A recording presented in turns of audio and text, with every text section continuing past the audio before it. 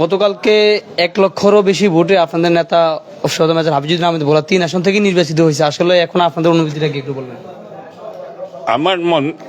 আমার মতে উনি আরো বেশি ভোট পাওয়া উচিত ছিল, কারণ ওনার মতো ব্যক্তিত্ব সম্পন্ন নেতা বর্তমানে কোনো দলের মধ্যে আছে বলে আমার মনে হয় না। উনি এমপি হয়েছেন, আমি ওনাকে কংগ্রেচুলেশন জানাচ্ছি।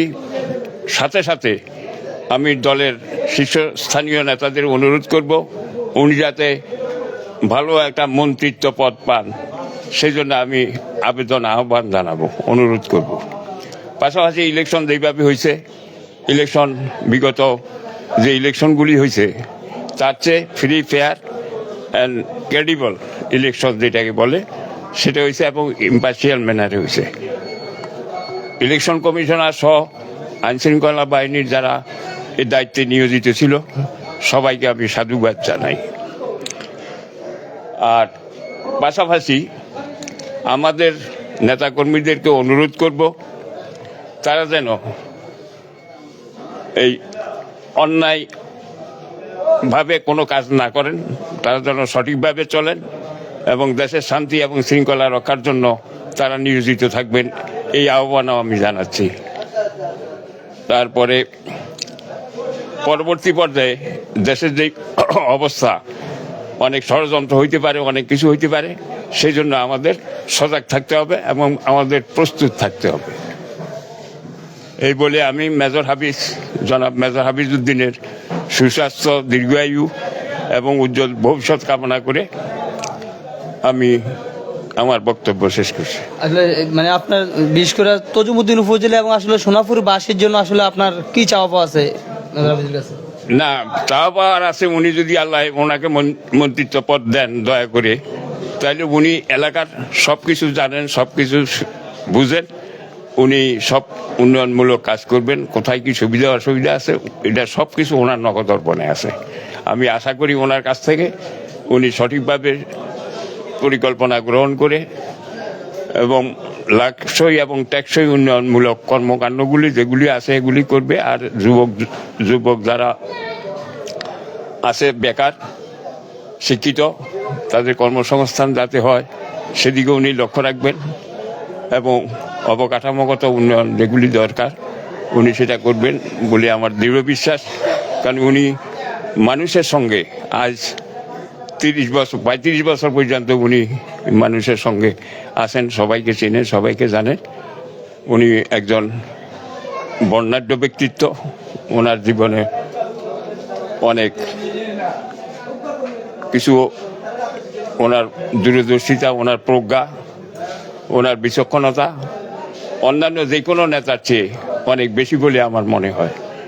তো যাই হোক, ওনার কাছে আমার সবিনয় অনুরোধ থাকবে উনি যেন এসে আলোচনা করে, ইউনিয়নওয়ারি বসে আলোচনা করে কোথায় কি সমস্যা আছে সমস্যাগুলি চিহ্নিত করে উনি পরবর্তী পদক্ষেপ গ্রহণ করবেন, এটাই আমার প্রত্যাশা। যে আসলে অনেকে এটা পুরো বাংলাদেশে একটা আসলে আলোচনা জ্বর পড়ছে যে উনি 1 লক্ষেরও বেশি ভোটে উনি জিতলেন। আসলে ওনার এরকম কি গুণ রয়েছে ওনাকে জনগণ এত ভোট দিয়ে নির্বাচিত করলো? না, ওনার চাইতে গুণ আর আছে কার? মেজর হাফিজের ব্যক্তিত্ব, মেজর হাফিজের সম্মান, আত্মসম্মান বোধ এই বাংলাদেশে যারা রাজনীতি করে তাদের কারো চেয়ে কম না। ওনার অভিজ্ঞতা, ওনার দূরদর্শিতা, ওনার প্রজ্ঞা, ওনার রাজনৈতিক দৃষ্টিভঙ্গি অনেকের ঊর্ধ্বে। অতএব উনি চিন্তা ভাবনা করে ধীরস্থিরভাবে সব ব্যবস্থা করবেন। মানুষ তাকে ভালোবাসে, মানুষ তাকে শ্রদ্ধা করে, সম্মান করে। কিন্তু কতিপয় ব্যক্তি আছে যারা এই একটা বিশৃঙ্খলা সৃষ্টি করি ওনার হেওয়া প্রতিপন্ন করেছে খানিকটা, আমি যেটা মনে করি। তো এটা উচিত হয় নাই। যাই হোক, উনি ভবিষ্যতে কী করবেন, কী পরিকল্পনা গ্রহণ করবেন সেটা উনি ভালো জানেন। উনি সবাইকে চিনেন, সব রাস্তাঘাট, ইউনিয়ন, মানুষ, মেয়ে ছেলে পর্যন্ত চিনেন উনি সবাইকে। তো যাই হোক, ওনার কাছে আমার আকুল আবেদন ইনি যেন ধীরস্থিরভাবে পদক্ষেপগুলি গ্রহণ করে যা করা উচিত সেটা করবেন।